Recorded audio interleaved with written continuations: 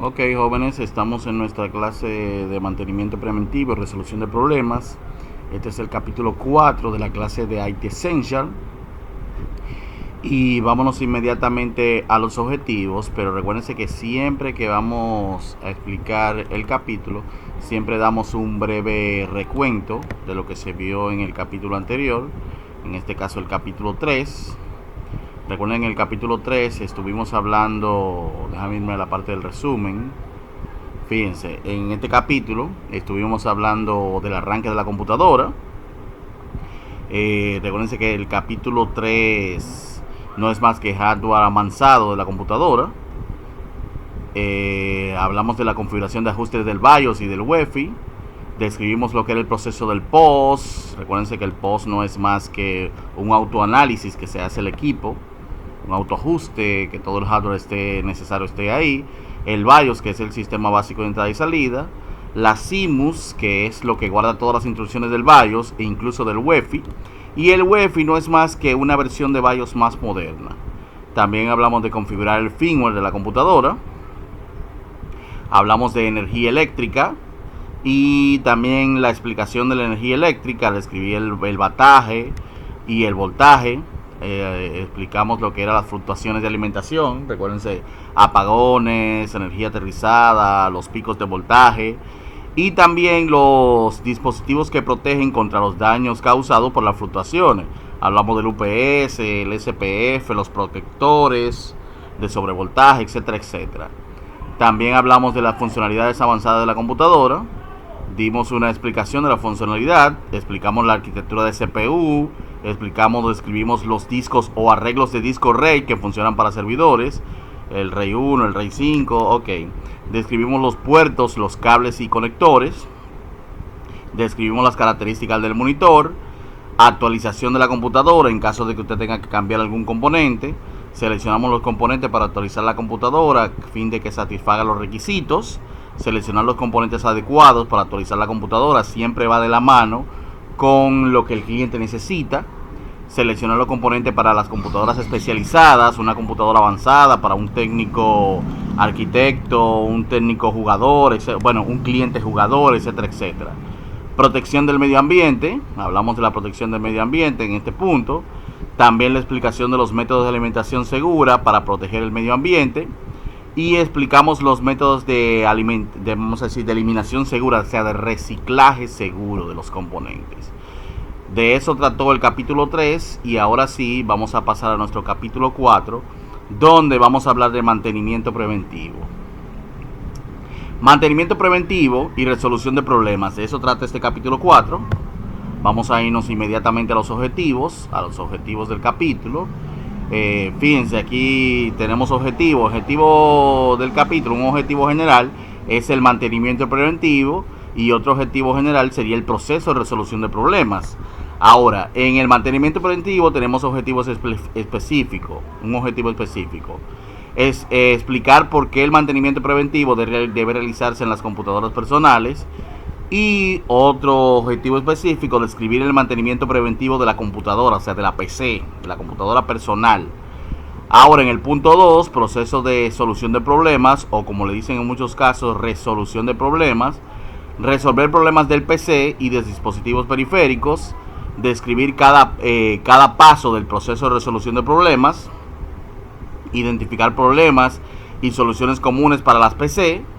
Y solucionar los problemas de componentes y periféricos de la computadora mediante el proceso de solución de problemas de 6 pasos. Ok, en este caso, estos son vamos a decir, los puntos a tratar. Y a continuación empezamos con el primer punto, que es mantenimiento preventivo. ¿Qué vendría siendo el mantenimiento preventivo? El nombre lo dice todo, prácticamente se cae de la mata. Porque el mantenimiento preventivo es una prevención, o sea, un mantenimiento que se da al equipo, a los equipos, para que la computadora pueda funcionar por más tiempo. Las ventajas del mantenimiento preventivo. Los planes de mantenimiento preventivo se basan en por lo menos 2 factores. El entorno y la ubicación de la computadora. Los lugares donde hay polvo, por ejemplo, obras en construcción, requieren más atención que los entornos de oficina.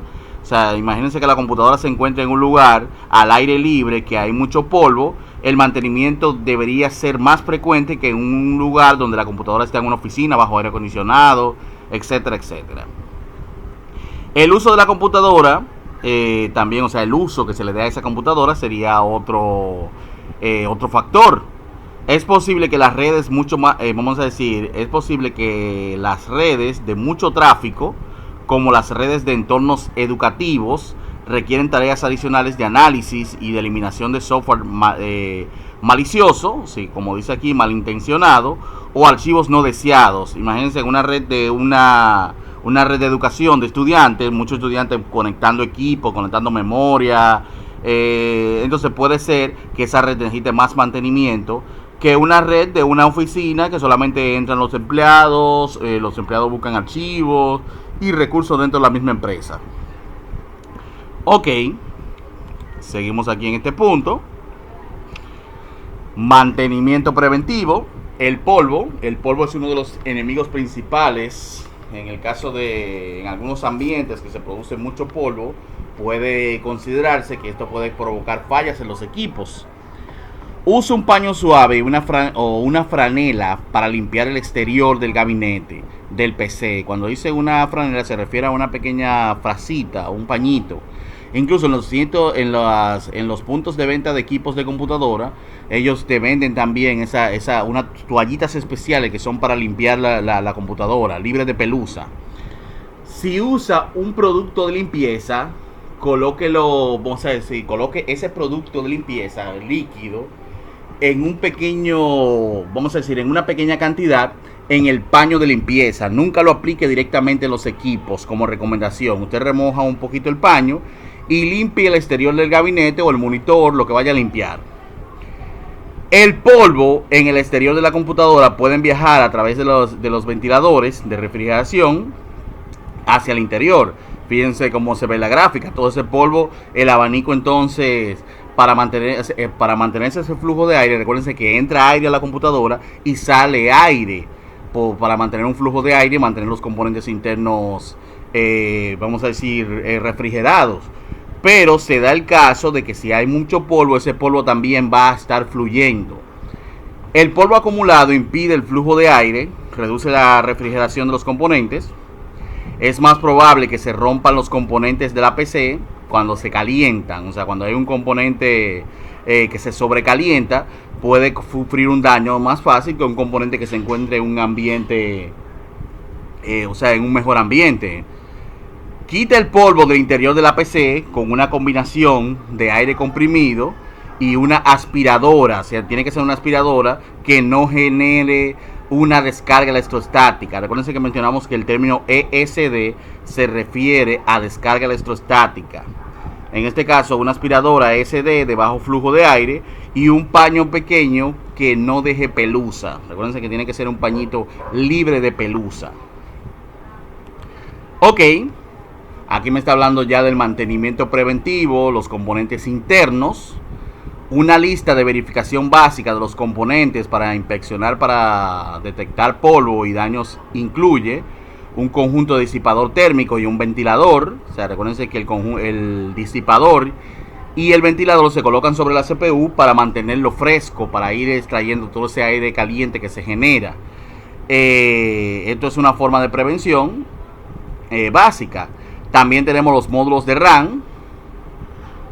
Eso es, vamos a decir, en este caso, verificar el CPU y verificar ese disipador, verificar que están funcionando correctamente, verificar que los módulos de RAM están bien encajados, verificar los dispositivos de almacenamiento. O sea, en este caso se refiere al almacenamiento, disco duro, por ejemplo, o cualquier otra unidad que sea de almacenamiento, que esté conectada, tarjetas adaptadoras, tarjeta de video, tarjeta de sonido.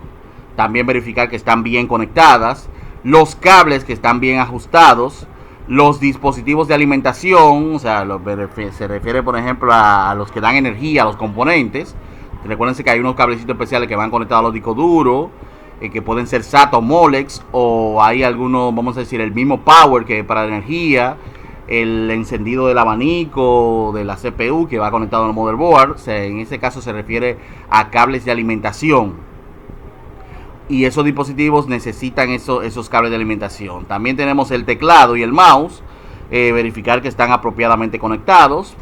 Recuérdense que siempre los problemas pueden ser más sencillos de lo que el cliente piensa. A veces el cliente lo llama a usted porque la computadora no quiere encender, y cuando viene a veces que no tiene el cable de power conectado, obviamente no va a encender. Ok, pero como mencioné, los problemas pueden ser más sencillos de lo que el cliente se espera, pero usted como técnico tiene que verificar las cosas obvias. Ok, continuamos. Aquí me está hablando de, seguimos con el mantenimiento preventivo y cuestiones ambientales. En un entorno de funcionamiento óptimo para una PC es un ambiente limpio y libre de posibles contaminantes que se encuentran dentro del rango de temperatura y humedad específico por el fabricante. Cada fabricante de equipos especifica cuál sería, o puede darte especificaciones, tú lo puedes buscar incluso en la página de ellos, cuál sería el ambiente óptimo, la temperatura óptima para ese equipo operar. Entonces usted puede consultar cuál sería, depende del fabricante de su equipo, si es Dell, si es HP, si es Gateway, Lenovo. Usted puede verificar cuál sería el ambiente óptimo para esa máquina en particular. Hay algunas que pueden soportar más, o sea, temperaturas más extremas que otras, aunque generalmente eso es estándar también. Aquí está, me sigue hablando del mantenimiento preventivo, pero a nivel de software. Recuérdense que el mantenimiento preventivo puede ser a nivel de hardware o a nivel de software. Pero a nivel de software, como dice aquí, primero verifique que el software instalado esté actualizado. Ustedes muchas veces no están en nada si ustedes instalan un programa y el programa no lo actualizan, porque un programa desactualizado no va a funcionar correctamente. Siga las políticas de la organización al instalar actualizaciones de seguridad, actualizaciones del sistema operativo y actualizaciones de los programas. O sea, recuérdense que los programas también generalmente requieren licencia, y en la mayoría de organizaciones pueden tener problemas por instalar software ilegales sin una licencia. Cree un programa de mantenimiento preventivo de software para revisar e instalar las actualizaciones apropiadas de seguridad de software y de los controladores, o sea, de los drivers.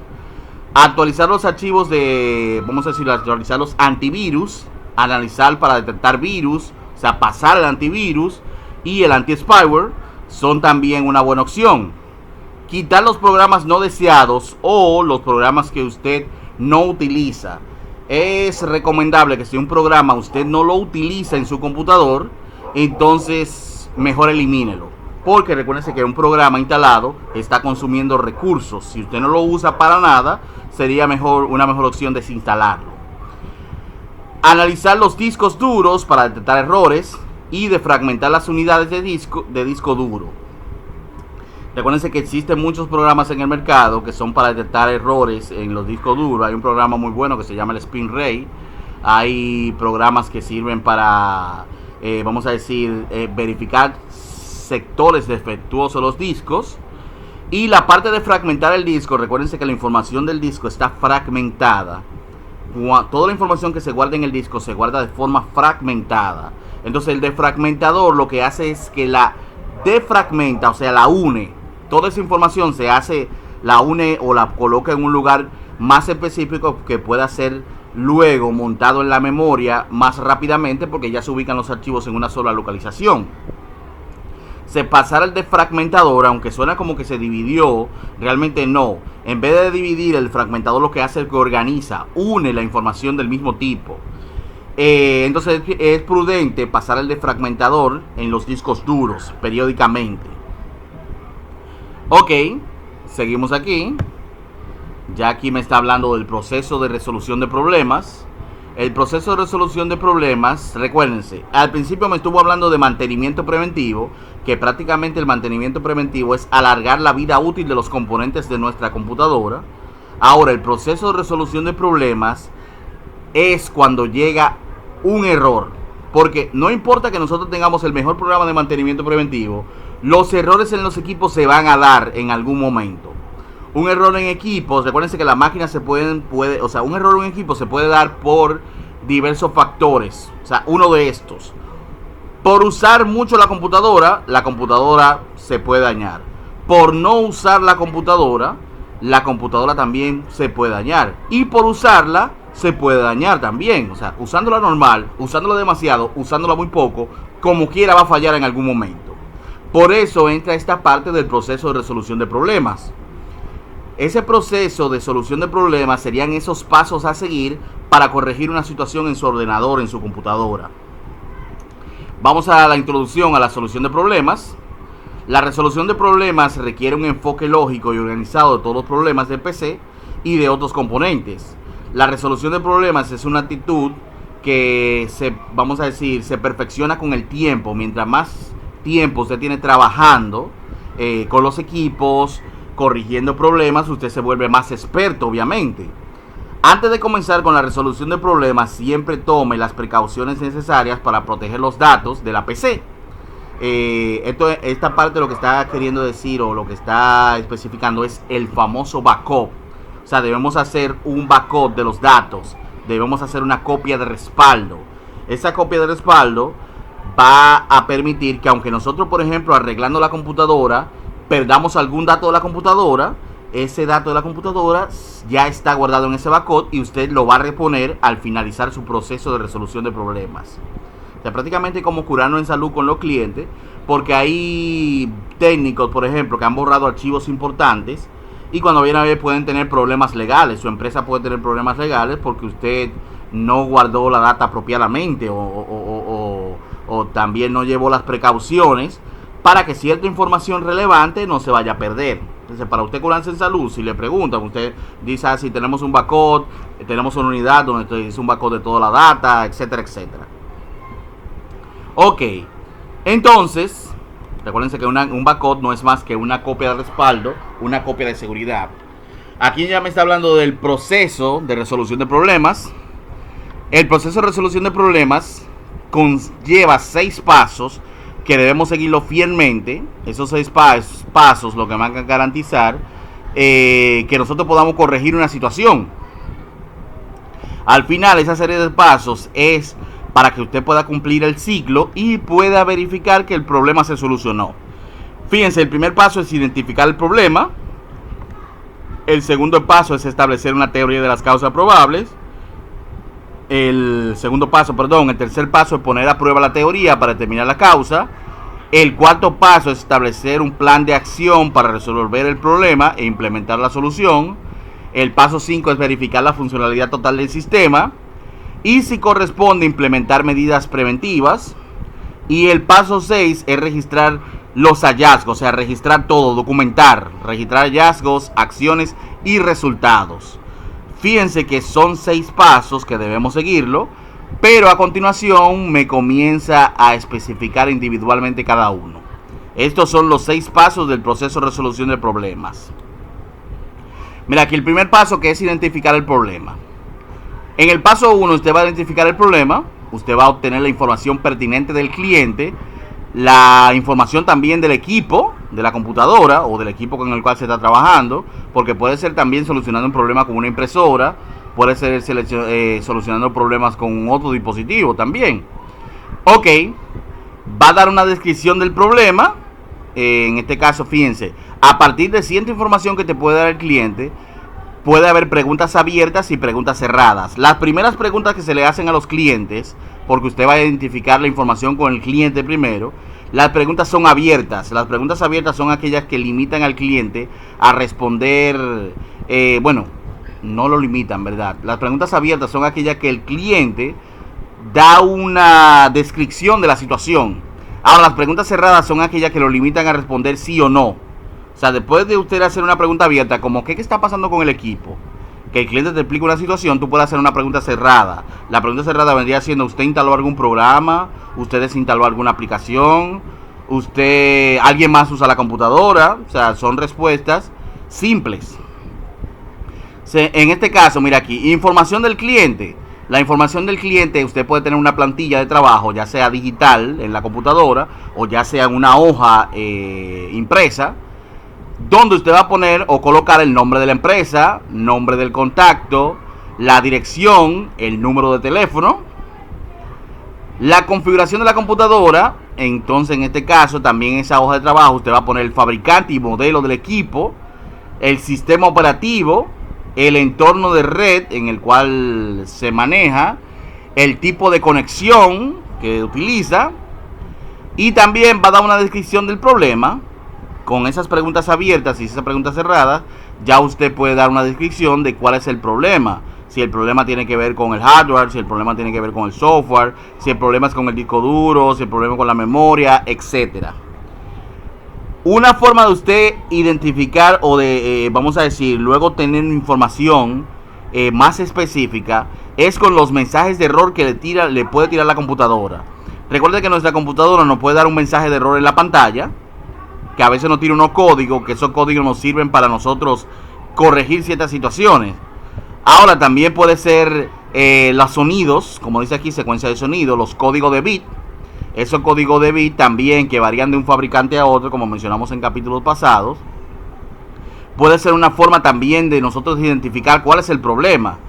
También las luces de estado, Light Emission Diodo, los LED, las luces de estado que me dan notificación o me especifican si el disco duro está trabajando, si el CD-ROM está trabajando, etcétera, etcétera.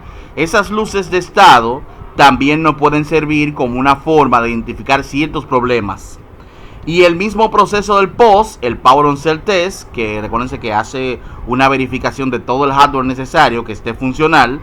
También en caso de que no pase el POS correctamente, entonces nos puede dar un mensaje de error o nos puede dar un código de bit que nos ayuda también a identificar el problema. En algunos casos hay algunos vamos a decir técnicos que utilizan una tarjeta POS.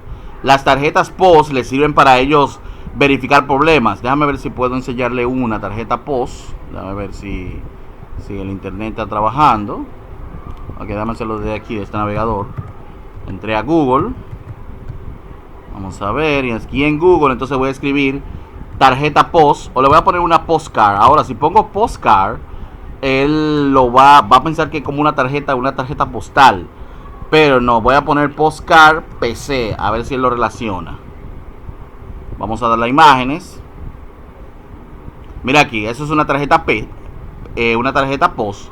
La tarjeta POS lo que sirve es para que la tarjeta me tire un código, que puede ser digital como esta, o podría ser, vamos a decir, o sea, darme los números digitales.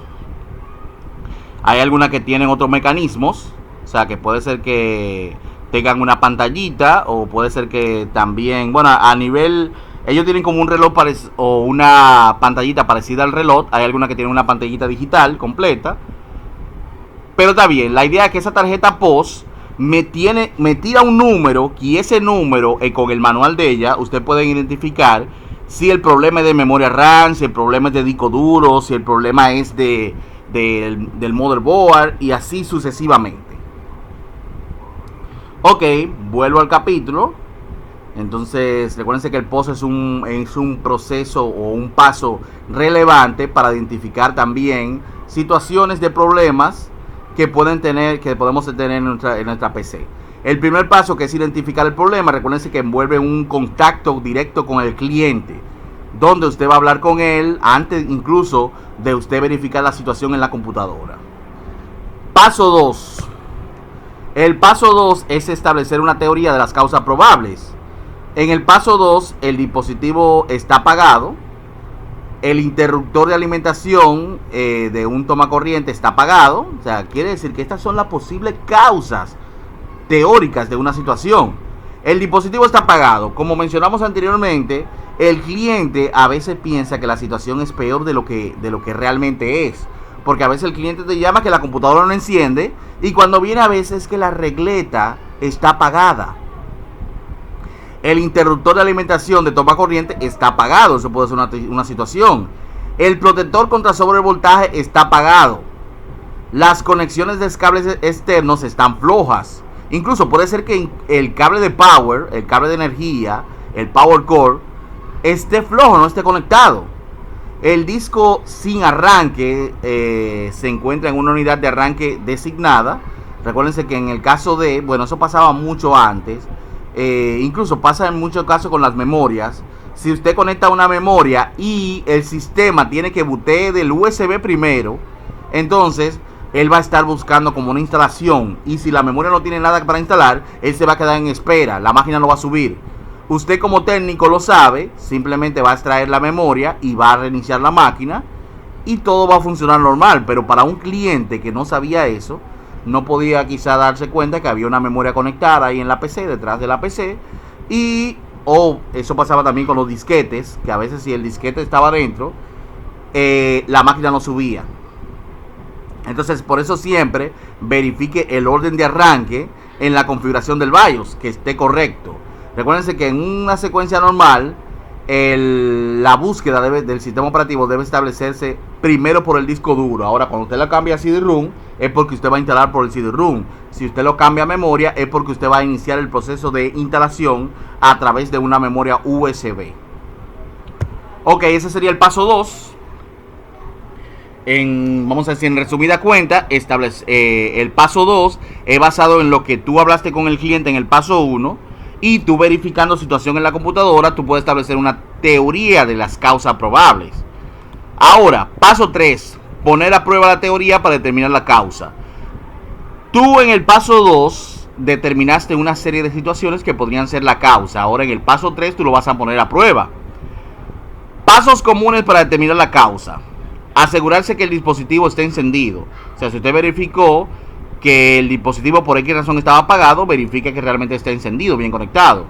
Asegurarse que el interruptor de alimentación de toma corriente esté encendido. Asegurarse que el protector contra sobrevoltaje esté encendido. Fíjense que en el primer caso me estaba especificando esas mismas situaciones. El sobrevoltaje está apagado, los cables no están flojos, y aquí prácticamente me está dando la corrección del lugar. El protector de sobrevoltaje verifique que esté encendido. Asegurarse que las conexiones de cables externos estén bien fijadas, estén bien conectados. Asegurarse que la unidad de arranque designada sea de arranque, o sea, sea la de arranque adecuada. Y verificar el orden de arranque en la configuración del BIOS, que mencionamos que en la secuencia de arranque debe ser el disco duro primero en el estado normal.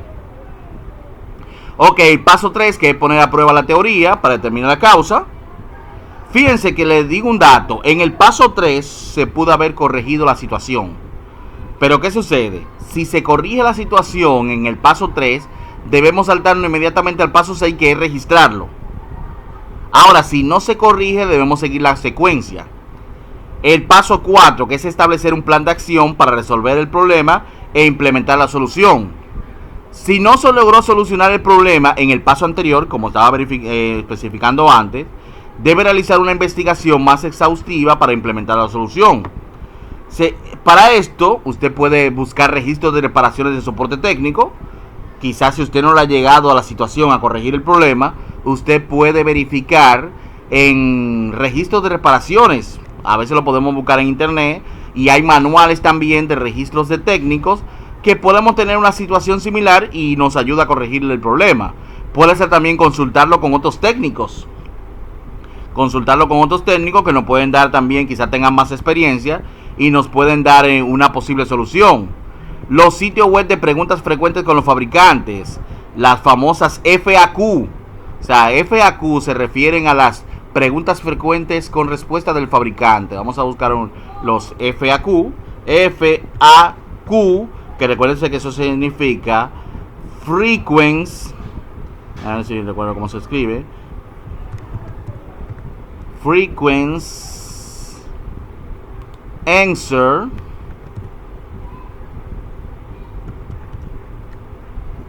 Frequent answer and question. Míralo ahí, apareció abajo. Ah, bueno, se quitó. And question. O sea, fíjense aquí, esto se refiere a las preguntas frecuentes y respuestas del fabricante. Generalmente nosotros podemos buscar un archivo FAQ, que esos archivitos podemos buscarlo en internet, en la misma página del fabricante también, donde si hay un producto X que salió al mercado, un router, un modem, etcétera, etcétera, ellos pueden tener una lista de preguntas frecuentes con respuesta del fabricante. Eso le ayuda a obtener una lista de situaciones comunes que se dan en ese equipo y posibles soluciones. Podemos descargar esas preguntas frecuentes como mencioné, del sitio web. Ahora también hay sitios web, website que son técnicos, podemos también investigarlo, grupo de noticias, manuales de PC, manuales de los dispositivos, foros en línea y búsqueda en internet, que es una herramienta muy útil. Estas son, por ejemplo, podemos ir un poco más allá en ese plan de acción y verificar que quizá el problema que nosotros tenemos podríamos buscarlo directamente en internet o buscar o consultar, por ejemplo, en algunos sitios, foros, sobre la situación que se está dando con el equipo específicamente. Ok, paso 4 fue uno de los últimos recursos que agotamos. Ahora, si el paso 4 funcionó, se supone que pasamos al paso 5, y el paso 5 es verificar la funcionalidad total del sistema y, si corresponde, implementar medidas preventivas. ¿A qué nos referimos con este paso? Nosotros vamos a verificar que el sistema está funcionando correctamente ya. Para esto, por ejemplo, mira aquí, me están algunas pautas: reiniciar la computadora, asegurarse de diversas aplicaciones funcionen correctamente. Como mencioné, esto es verificar. Usted va a revisar que la situación que se estaba dando ya no se está dando. No me podía conectar a internet, ya estoy conectado a internet. No podía imprimir, ahora estoy imprimiendo. Verificar las conexiones de red y el internet. Imprimir un documento desde una aplicación. Asegurarse de que todos los dispositivos conectados funcionen correctamente. Y asegurarse que no se reciba ningún mensaje de error. Estos son, como mencioné, situaciones que usted va a verificar para ver si el sistema ya está funcionando correctamente. Claro, si en este paso, si usted al verificar se dio cuenta que no se arregló el problema, aquí hay una pequeña situación. Si no se corrigió el problema en el paso 5, no puede pasar al paso 6, que es registrar, o sea, que es documentar. Si no se corrigió el problema en el paso 5, tiene que volver al paso 1, que es volver a dialogar con el cliente, volver a identificar situaciones y seguir la secuencia nuevamente. Esa secuencia usted la va a seguir fielmente, como mencioné, hasta que se corrija la situación. Ahora, si en el paso 5, que usted vio que se solucionó el problema, usted pasa a la parte de documentación, que es el paso 6. Vámonos al paso 6. El paso 6 es registrar los hallazgos, las acciones tomadas y los resultados. Analizar la solución implementada con el cliente, o sea, verificar o permitir que el cliente verifique que la situación se corrigió. Solicitarle al cliente que verifique que ya se ha solucionado el problema. No podía imprimir, ya puedo imprimir. No me podía conectar a internet, ya me puedo conectar a internet. Proporcionarle todos los documentos pertinentes al cliente. Eso es en caso de gastos extra, una factura que usted tiene que ponérsela ahí para que él sepa entonces que eso debe también calcularlo en esos honorarios que usted va a recibir. Registrar los pasos que siguió, o sea, los pasos uno a uno, los pasos que usted siguió para resolver el problema en la solicitud de trabajo, o sea, en el orden, y en el registro diario del técnico. Recuérdense que es importante para un técnico tener un registro diario con problemas y soluciones, porque eso a futuro le puede ser una excelente herramienta y para usted o para otros técnicos consultarla para situaciones que puede darse en los equipos. Registrar todos los componentes utilizados en la reparación, lo va a documentar también, y registrar el tiempo que usted llevó a cabo resolver el problema. O sea, si usted tardó 5 minutos para arreglar el problema, lo documenta a sí mismo, pero si usted tardó 3 días en corregir ese problema en ese equipo particular, también a sí mismo lo va a registrar. Ok. Ya aquí está, bueno, el capítulo, cortesía del capítulo, al final me muestra una serie de problemas y soluciones comunes de la PC, prácticamente para que la tengamos pendiente. Problemas y soluciones comunes de las PC. Los problemas de la PC pueden deberse a cuestiones de hardware, de software o de redes, o una combinación de las tres anteriormente mencionadas. Estos son algunos de los problemas más comunes a nivel de hardware. Por ejemplo, dispositivo de almacenamiento. Con frecuencia los problemas de dispositivo de almacenamiento se relacionan con las conexiones incorrectas. Usted conectó el disco duro mal, conectó algún dispositivo de almacenamiento mal, o puede ser también cables sueltos. que en pocas palabras viene siendo lo mismo, el cable está flojo o no está bien conectado. Con formatos incorrectos de las unidades, o sea, un formateo incorrecto y de los medios, con opciones de configuración incorrectas del puente y del BIOS. Eso pasaba mucho con los discos IDE, que los discos IDE utilizaban los jumpers. Los jumpers servían para puentear.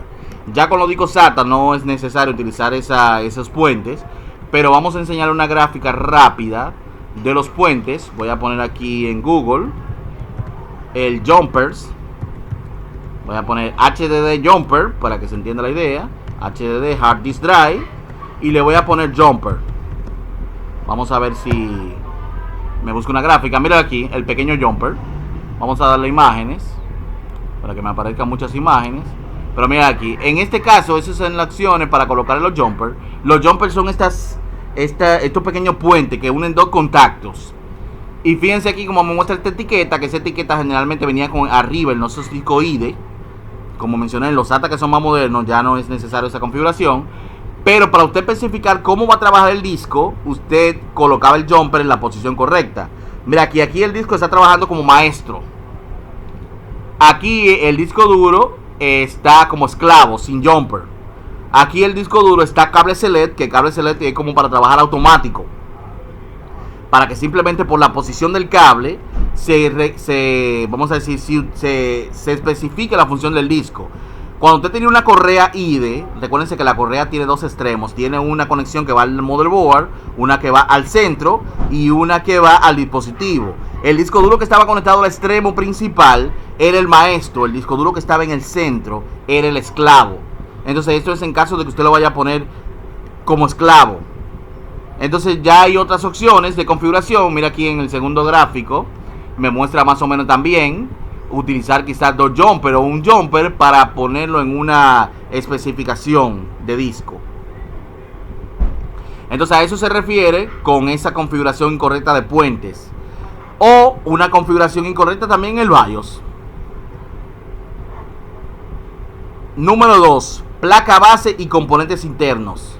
Estos problemas suelen producirse debido a cables sueltos o incorrectos, componentes defectuosos, controladores incorrectos y actualizaciones dañadas. Por ejemplo, ya en este caso la placa base, recuerden que es el motherboard en la tarjeta principal de nuestra computadora, y debido a, por ejemplo, una mala conexión o una conexión incorrecta puede incurrir en fallos.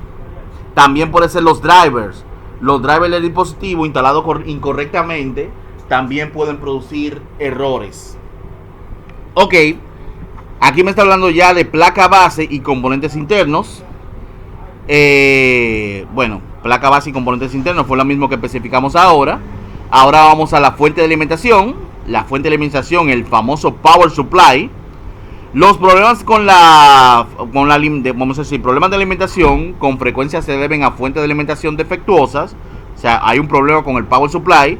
Puede ser también malas conexiones sueltas, o el bataje inadecuado. O sea, no le manda el bataje adecuado para los componentes. También podemos tener problemas de CPU y de memoria. Los problemas de procesadores y de memoria con frecuencia se deben a una instalación defectuosa, configuraciones incorrectas del BIOS, refrigeración y ventilación inadecuados y problemas de compatibilidad. A veces recuérdense que tenemos que buscar una, o sea, si vamos a cambiar la CPU o las memorias, tenemos que buscar una que cumpla con las mismas especificaciones de la memoria que estamos cambiando. También podemos tener problemas de la pantalla. Los problemas de las pantallas a menudo se deben a opciones de configuración incorrectas, conexiones sueltas o controladores incorrectos o dañados. Recuérdense que los controladores son los drivers. Los drivers hay que actualizarlo, porque un driver no actualizado es lo que va a hacer que el dispositivo no esté, vamos a decir, con las mejoras que pueden descargarse de la página del fabricante. Cuando hablamos de antivirus, los antivirus hay que actualizarlos también, pero los controladores también hay que actualizarlos, o los drivers. Seguimos aquí, seguimos con problemas comunes para los dispositivos de almacenamiento. Mira, aquí me empieza a hablar de la computadora. O sea, me está mostrando una situación de muchas que hay Pero aquí me dice, la computadora no reconoce el dispositivo de almacenamiento. Por ejemplo, la computadora no reconoce el dispositivo de almacenamiento. Este sería, vamos a decir, las causas probables y las posibles soluciones. El cable de alimentación está flojo. Esto podría ser una situación del problema, una causa del problema. Solución, asegure el cable de alimentación. O sea, apriételo en pocas palabras. El cable de datos está flojo. Debe asegurar ese cable de datos. Asegúrelo, apriételo.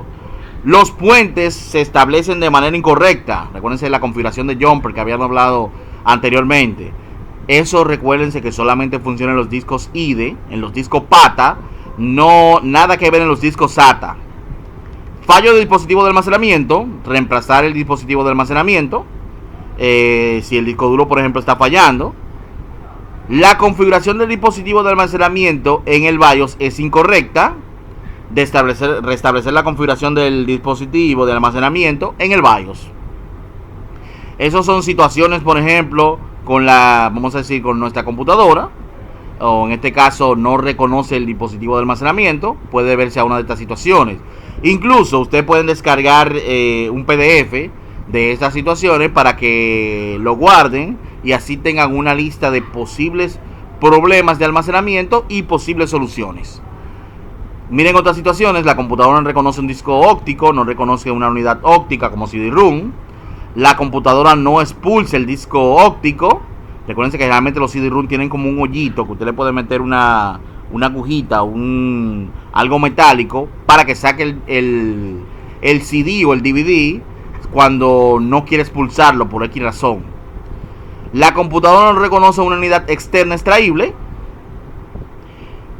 Un lector de medios no puede leer una tarjeta de memoria que funciona correctamente.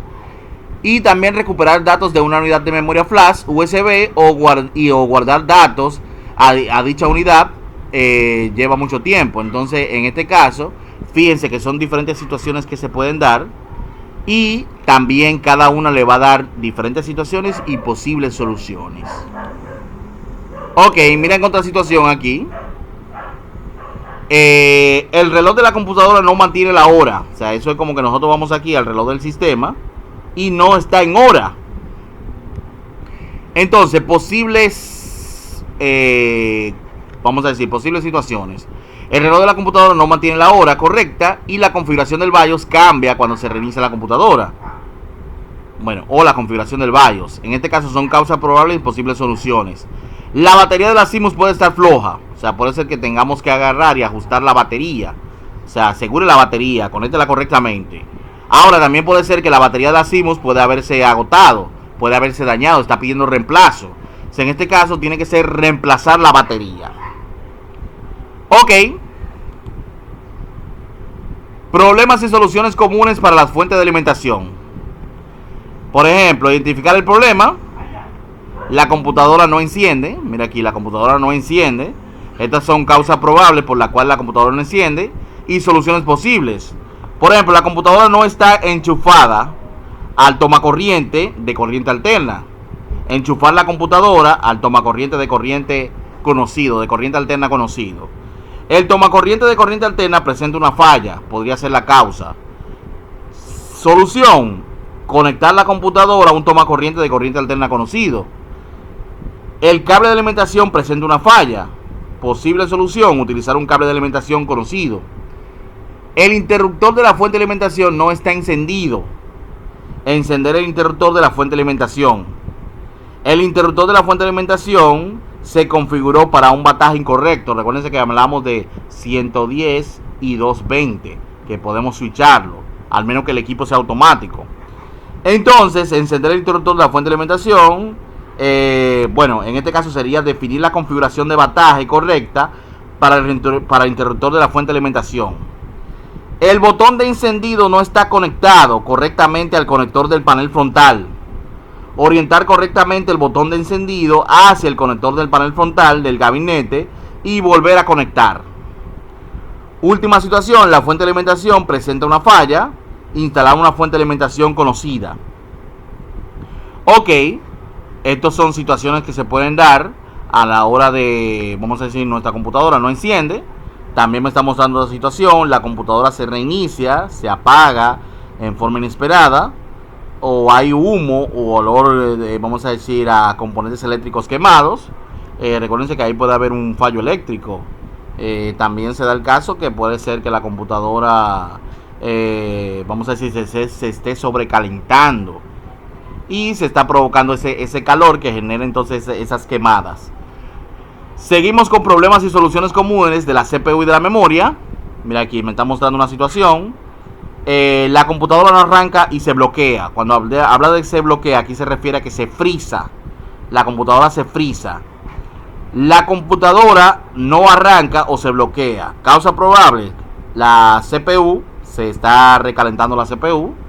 Entonces, una solución posible es volver a instalar la CPU, reemplazar el ventilador de la CPU o agregar ventiladores al gabinete adicionales.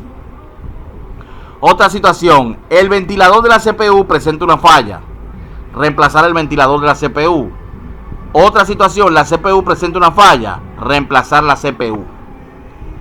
Ok, fíjense otros problemas también relacionados. El ventilador de la CPU produce un ruido inusual.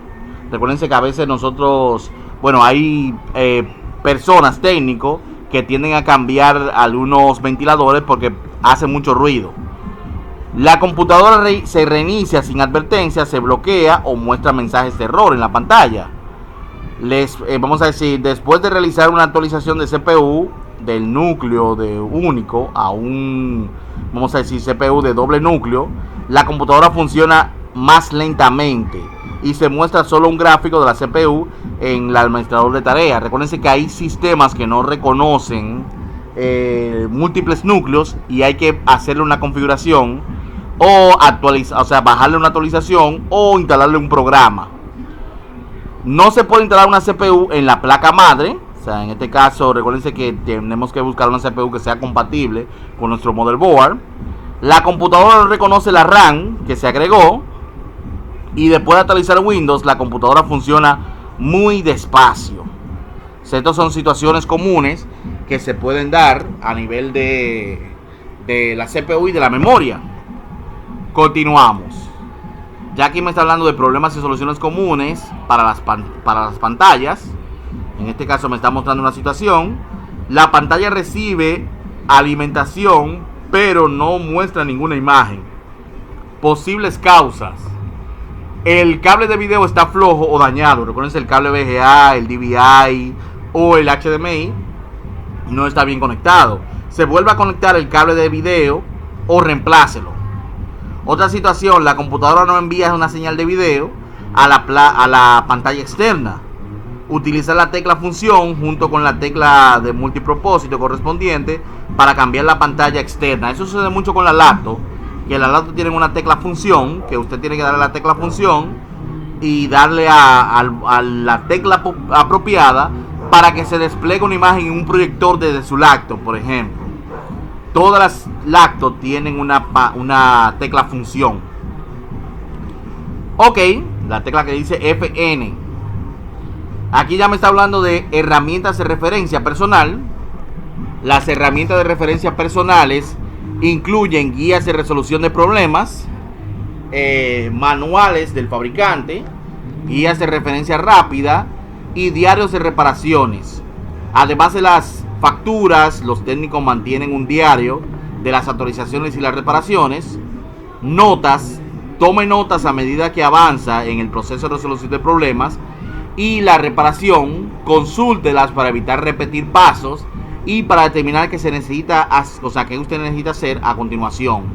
También tenemos los diarios. Recuerden que en un diario podríamos tener varias notas. El diario viene siendo ese diario técnico.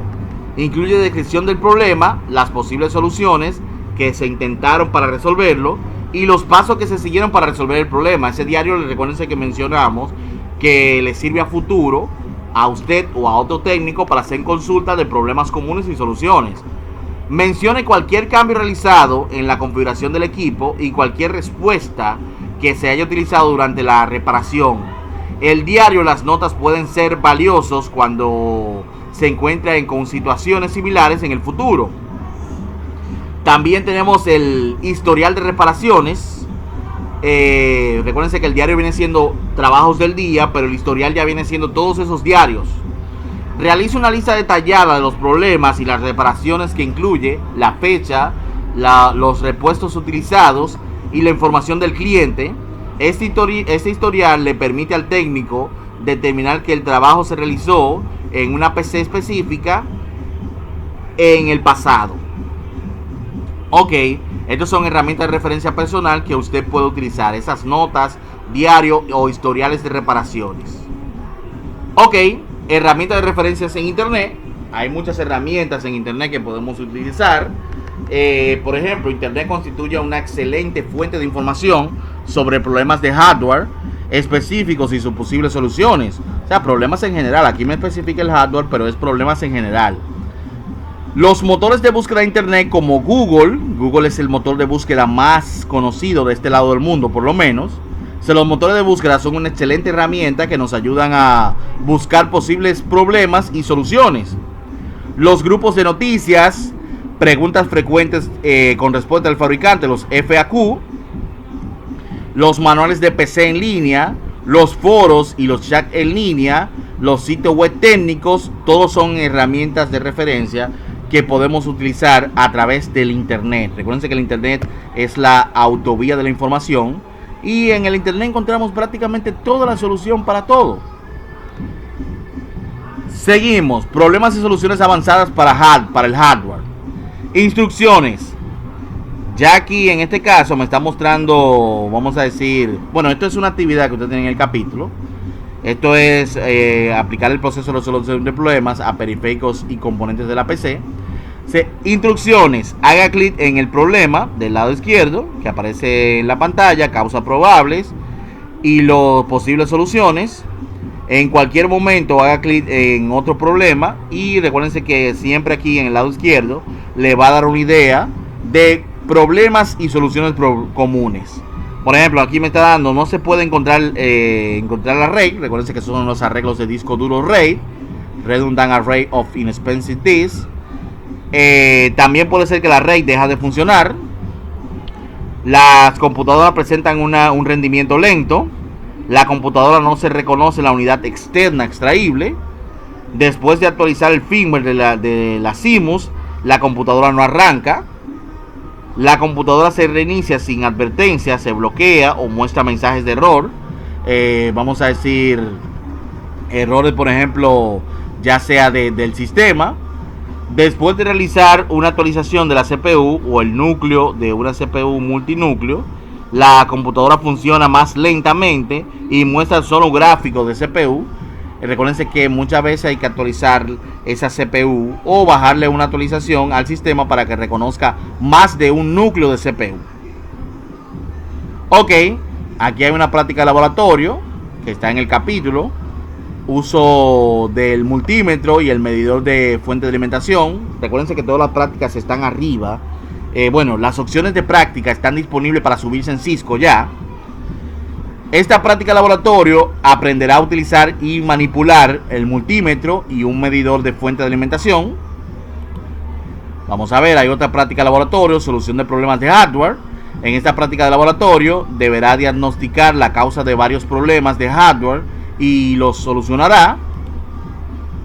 Ok, y aquí está la parte de resumen del capítulo, donde ya concluimos nuestro capítulo 4.